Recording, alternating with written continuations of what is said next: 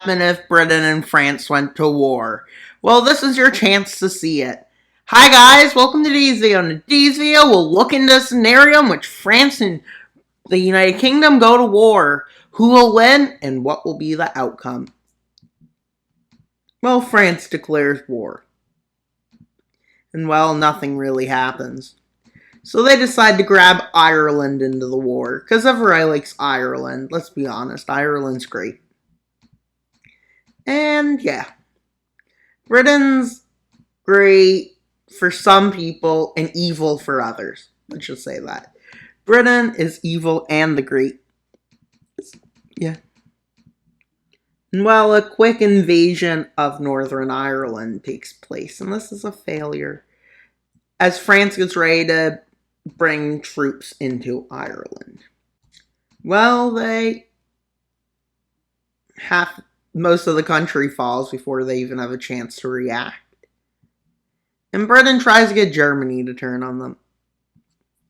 But they do manage to get Italy to turn on them, on France. Italy declares war on France, with French troops moving to Italy. Also, we've gotten rid of NATO. And if you complain about NATO, I'll know that you stopped watching the video too soon. Shame on whoever did that. Just shame. So now that I know that the ones who actually are subscribed, let's continue. With France launching a counter-offensive and pushing Italy back to the border. And then France crosses the border into Italy. And they quickly advance. And yeah, until it slows down. Because they're in the Alps. With Spain deciding France is the greatest nation ever. And with the aggressor doing horrendous. That doesn't make sense. Oh my god, I forgot to edit undo. Great. Great. I don't even know what I'm doing, apparently. No, I'm kidding. I know what I'm doing. With France launching a naval invasion on Corsica as Spanish troops arrive on the front line. And along with French troops, they launch a landing of Sicily and Sardinia. And they quickly take this area over, with Britain needing to pull ahead in this war somehow.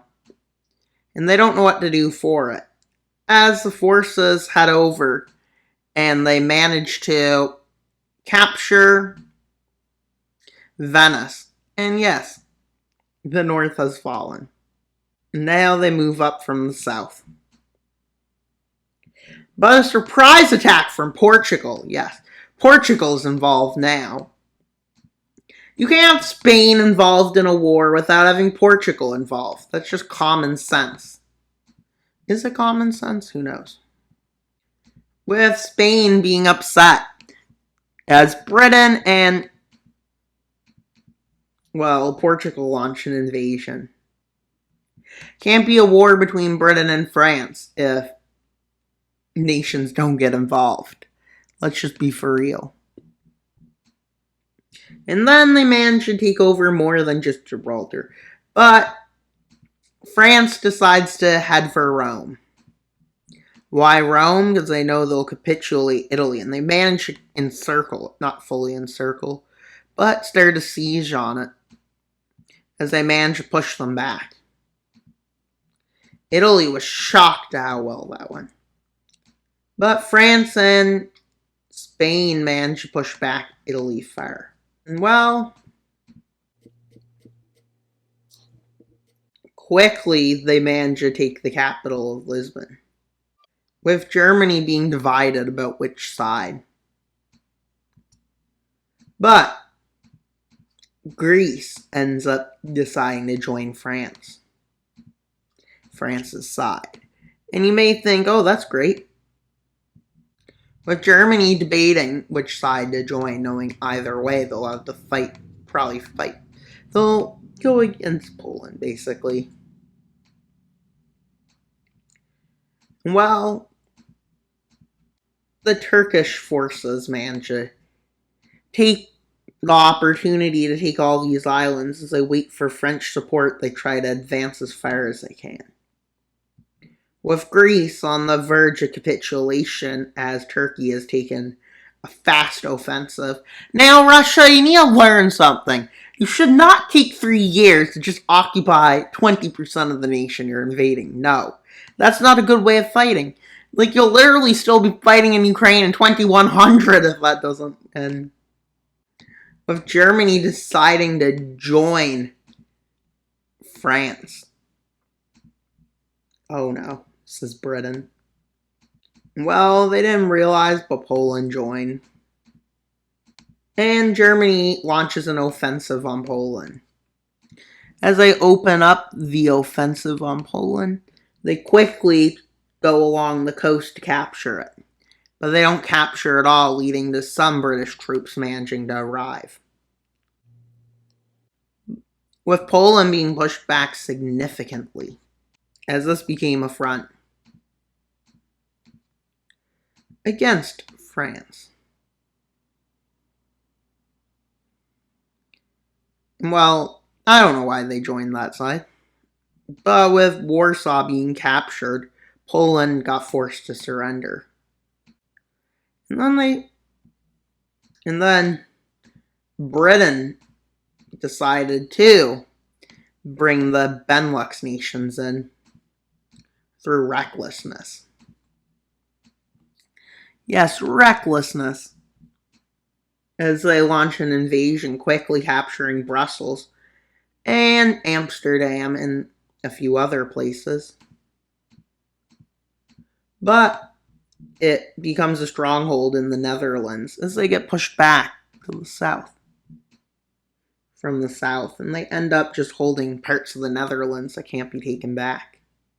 So they think what to do. And they decide to get Sweden on their side. Why Sweden, you may ask? Because why not? And while they failed to get Denmark involved, but with Swedish forces deciding to launch a naval invasion in Poland. Why Poland, you may ask? Because they believe the hold is going to weaken. With them moving in and capturing Warsaw, which leads to the Declaration of Poland being reformed. With Lithuania deciding to join at this point. Now it's going to be hard for them to lose. Them offering Austria big chunks of Germany if they join. With Britain moving more forces in against France and Germany, quickly crossing the borders into Germany and back into Belgium.